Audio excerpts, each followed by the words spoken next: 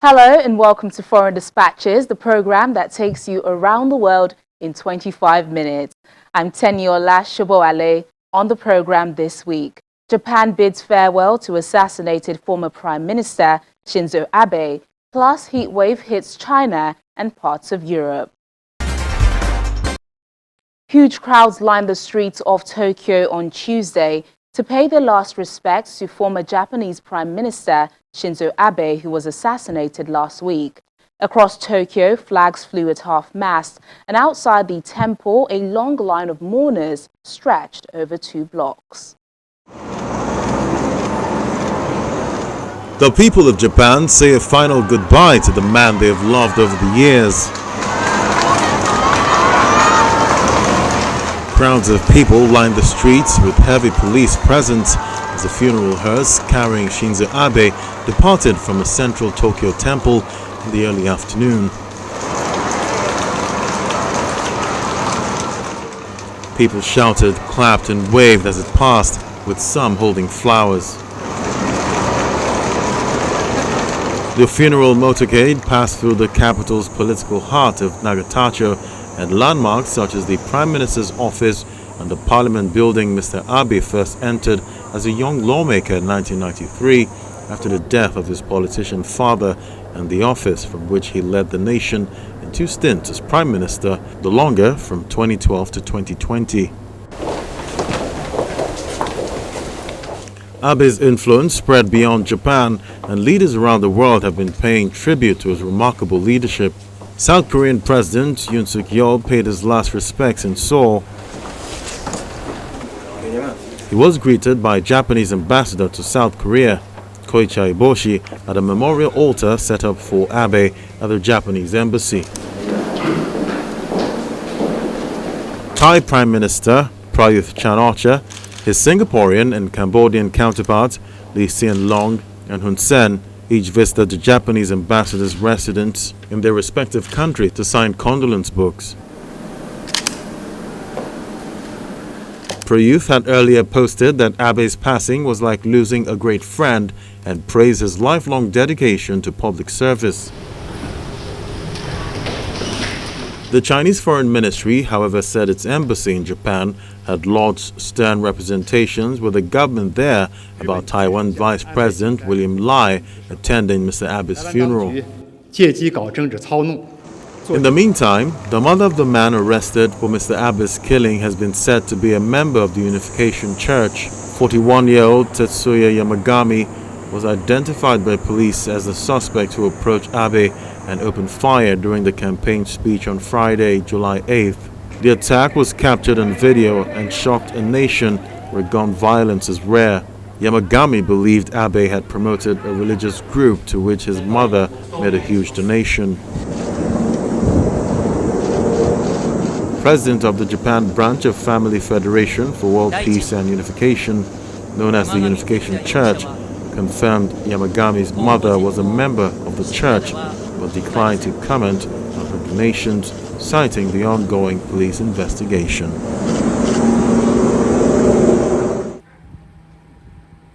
China's commercial capital of Shanghai was among dozens of cities baking in scorching temperatures as unusually hot weather buckled roads, popped roof tiles, and drove people to seek the cool in raid shelters underground.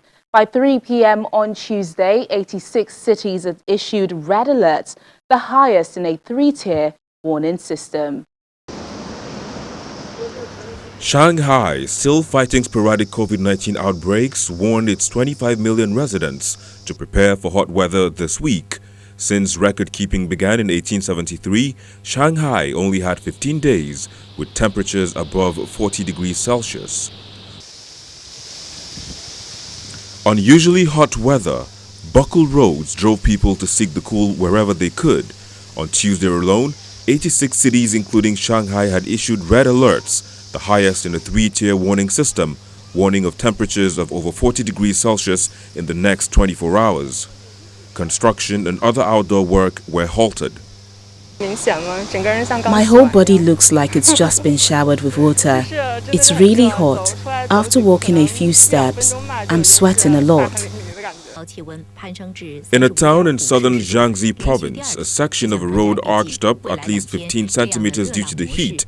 In Chongqing, the roof of one of its museums melted, with the tiles of a traditional Chinese roof popping as the heat dissolved the underlying tar. The city raised a red alert on Monday. Chongqing has also deployed sanitation water spraying trucks to keep its roads cool. China is facing a summer of constraints this year, with the heat waves and heavy rainfall taking turns to wreak havoc across the country. Authorities citing climate change have warned of potential weather disasters from mid-July, traditionally the hottest and wettest time of the year.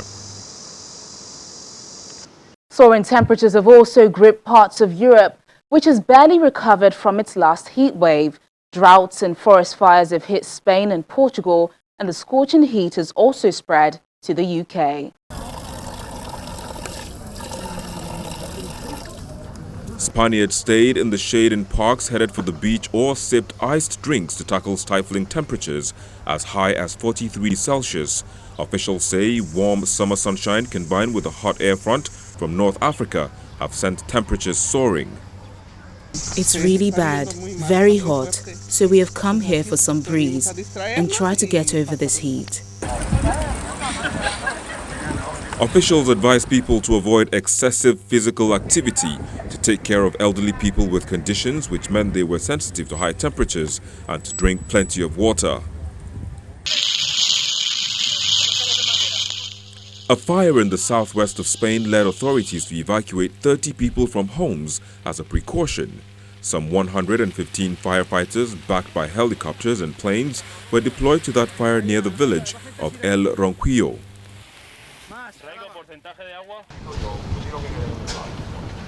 The country is experiencing its second heat wave this year after recording its earliest ever heat wave in June this year, with temperatures surpassing 40 degrees Celsius in parts of central and southern Spain. And in Portugal, soaring temperatures forced authorities to place more than half of the country on red alert on Tuesday and deploy hundreds of firefighters to combat blazes erupting in the central region. Officials said temperatures across the drought-hit country were expected to surpass 40 degrees Celsius. In the Portuguese capital, which is buzzing with tourists, people were trying to keep cool by drinking water, eating ice cream, or heading to the riverside or nearby beaches. We're trying to avoid the hottest times of the day because of the little one. So we're come out early today. As it gets hotter, early afternoon, we'll probably go back and she can have a bit of a nap. And then maybe in the evening we'll come out once the sun goes down. Yeah, look, you definitely see it in the weather that has changed over the last few years. Yeah, I think it's a given, so you kind of take actions to try and resolve it, but it's a given. In Britain on Tuesday, the Meteorological Office extended its extreme heat weather warning into next week, cautioning that some people were at risk of serious illness or death. On Monday, July the 11th, the agency issued a rare amber alert for large parts of the UK for Sunday, but has since extended the warning into Monday, July the 18th, as Brits face temperatures exceeding 40 degrees Celsius. The Met Office's extreme heat warning has only been issued twice before. It's not normal, but what we see is from year to year that the temperatures will be higher. Therefore we should accept it and we have to do something against them, or we should do something against them. Well, it's climate change because it's obviously way hotter on average more often than it used to be like 10 years ago, and it's also too hot for everyone to cope with because we're not used to it. So yeah, it's too hot and it's climate change and it's just going to get worse. Experts say heat waves have become more frequent, more intense and longer lasting because of climate change. The world has already warmed by about 1.1 degrees Celsius since the industrial era began. To health matters, after decades of work, the World Health Organization endorsed the first ever malaria vaccine last year, a historic milestone that promised to drive back a disease that kills a child every minute. However, a lack of funding and commercial potential is hampering efforts to deploy the shot to millions of African children who need it. Kenyan mother Rebecca Idhambo Kwanya needed no convincing to take part in the pilot program for the world's first vaccine. Her oldest son, 4-year-old Bertrand, had frequent bouts of malaria since birth, unlike her younger son, 18-month-old Bradley, who was vaccinated in the pilot program. I have two sons. My elder son has 4 years and 8 months, but the smaller one is 1 year and a half. Yeah, my elder one was not vaccinated and he was sick on and off. He had malaria today, tomorrow no malaria. The other day malaria, the other day no malaria. But the smaller one, he gets the vaccine and he was not even sick. There should be more vaccine maybe to our nearest health center, because sometimes when you go to even our Jolomina health center, you find that there's no vaccine, or you will be told, come on Friday, come on Monday, come on Friday, come on Monday. GSK has donated 10 million doses to pilot programs in Ghana, Kenya and Malawi, and less than half have been shipped so far. The countries plan to expand campaigns this year and the next, using a mix of the remaining donations and purchase shots. The piloting of the RTSS malaria vaccine in 3 countries, Kenya, Malawi and Ghana, started in 2019. And by last year, 1.8 million children had received the vaccines. Those are 1.8 million children who are eligible to receive the vaccine, and therefore they should be around the age of 6 months. So we are hoping that when the vaccine, because now it's recommended by WHO for use in protecting young children in sub-Saharan Africa against malaria, that when it's rolled out throughout the areas where malaria is a big problem, then we should have several millions of children who will receive this vaccine starting next year when it becomes widely deployed in these areas where malaria is a big problem. GSK said the World Health Organization decision to collect additional data on safety and effectiveness from the pilot programs had added years to the launch process, during which it had to idle a dedicated production facility.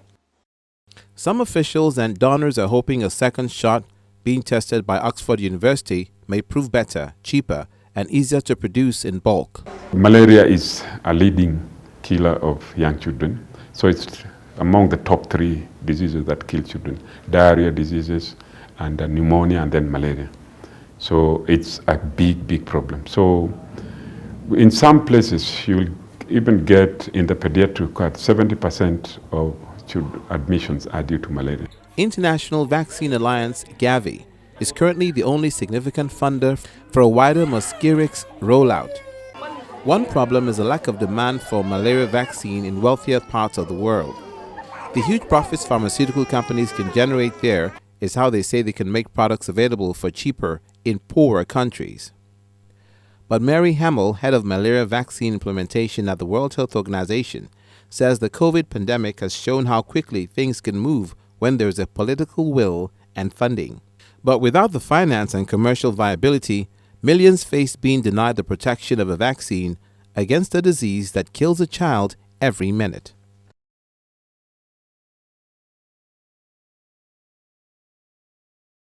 When Foreign Dispatches returns in just a moment, we head to space as NASA's Webb telescope reveals first full-color image of distant galaxies while in the scientific world.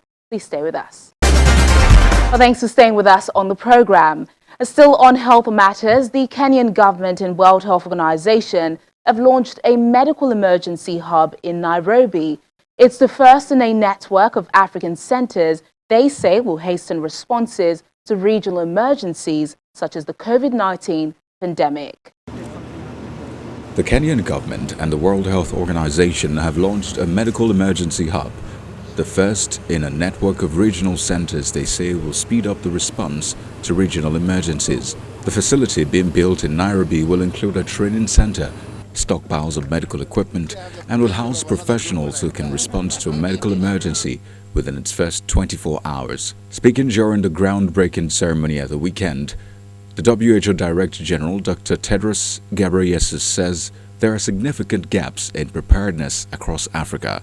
We have significant gaps in preparedness that we must address, particularly in terms of the training and building up of an emergency workforce. A WHO analysis found that less than 10% of countries in the African region have the workforce required to prepare, detect, and respond to public health risks.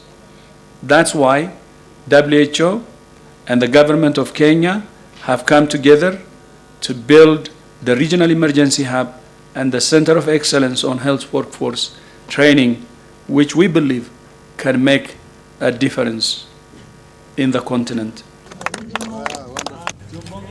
Kenya will be a regional hub for medical equipment, helping neighboring countries get medicines faster when they need them.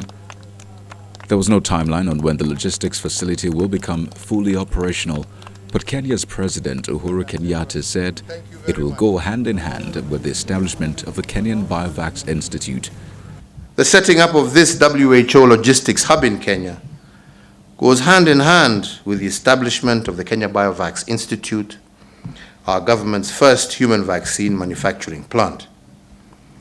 The local production of specialized health products and technologies at Kenya Biovax, including production of a range of human vaccines that would be pre-qualified by WHO, shall create a strong energy in the supply chain partnership between the WHO and Kenya. The WHO said it wants to establish emergency response teams in every African country. According to the UN body, there are over 100 health emergencies a year on the continent, more than any other region in the world. We have conflicts and humanitarian crises that can be protracted, that can also cause sudden population movement, people living under precarious, very difficult circumstances. All of this needs very solid preparation so that when things happen that are going to trigger an increase in vulnerability to disease and illness, the systems, the national systems are ready to manage that. It's really a very exciting moment, we think, where we see the continent expressing in very practical terms its determination to be better prepared for the next pandemic at the political level around the African Union with the emergence of the Africa CDC. And we think that this is going to be our contribution then to helping countries build their capacity to be much better prepared and to be better able to respond. In addition to COVID-19 and monkeypox, events currently being monitored include potential cases of the highly infectious Marburg virus in Ghana, measles in Democratic Republic of Congo, and cholera in Cameroon. Let's meet the Kaye family, who are part of a wave of residents departing Shanghai, China, leaving behind their homes and memories. They say they've been driven out by 2 years of strict COVID-19 curbs, worsened by China's on-shifting COVID-0 policy, including a crushing 2-month lockdown. Yeah, it's a prize. After 16 years in Shanghai, American expat Hefe Kaye and her family are part of an exodus of foreigners and locals driven out by China's unshifting COVID-0 policy that's seen 2 years of strict curbs, border control, and a crushing 2-month lockdown. For many, this lockdown was the final straw. Some opted to leave in the midst of it, stunned by how hard it was to even get food delivered or fearing separation from family members should they be infected with COVID. Others, like the Kays, opted to wait it out. But in the end, the deteriorating health of her parents back home added to the growing list of reasons to leave. Talking to people who were, scheduled to move in this summer, they are not. They are going to Singapore, they're going to Bangkok, they're going to alternative countries to still service APAC, to be part of the APAC leadership. But, being based here, so many people can't really do their jobs anymore because they do require so much travel.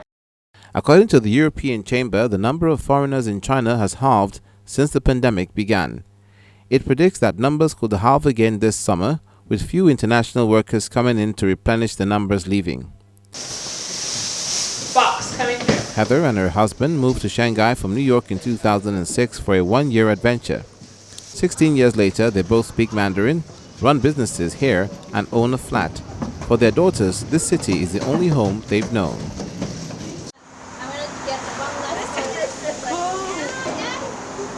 Shanghai is just like my home, really. I've lived here for so long and for my entire life, and I think it's going to be a difficult change. We're so thankful for all of our amazing years here and look forward to coming back soon. So we want to say Goodbye, sideways, Shanghai. Shanghai. Oh, you took my idea. The Kays bought a new house in Washington, D.C. during the 2-month lockdown. Upon landing in the U.S., Heather and her daughters all tested positive for COVID, but they say they have no regrets about their move. And finally, on the program, NASA officials this week drew back the curtain to a larger display of luminous images captured by the largest and most powerful observatory ever launched to space. The images reveal the breathtaking view of a stellar nursery, a roaring sphere of gas around a dying star, and a cosmic dance between a group of galaxies. Take a look. Breathtaking images of deep space taken by a telescope orbiting almost 1 million miles from Earth were unveiled by NASA on Tuesday. The first full-color, high-resolution pictures from the James Webb Space Telescope, designed to peer further than ever before with greater clarity to the dawn of the universe, were hailed by NASA as a milestone marking a new era of astronomical exploration. It's clear that Webb represents the best of NASA. It maintains our ability to propel us forward for science, for risk-taking, for inspiration. The debut image was a deep-field photo of a distant galaxy cluster, revealing the most detailed glimpse of the early universe recorded to date. But it's not just an array of color, it's a glimpse back in time to the origins of, well, perhaps everything. So galaxies like that one right there, this little red guy, you're like, okay, yep, what is that? Well, Webb got spectra to figure out what those galaxies are made of, and this is that one. We're seeing as it looked 13.1 billion years in the past, less than 1 billion years after the Big Bang, and we're seeing the elements of oxygen and hydrogen as well as neon. You know, this is how the oxygen in our bodies was made in stars, in galaxies, and we're seeing that process get started. Other images included close-ups of gas and dust clouds left by stellar explosions that form incubators for new stars, and a cluster of galaxies known as Stephan's Quintet.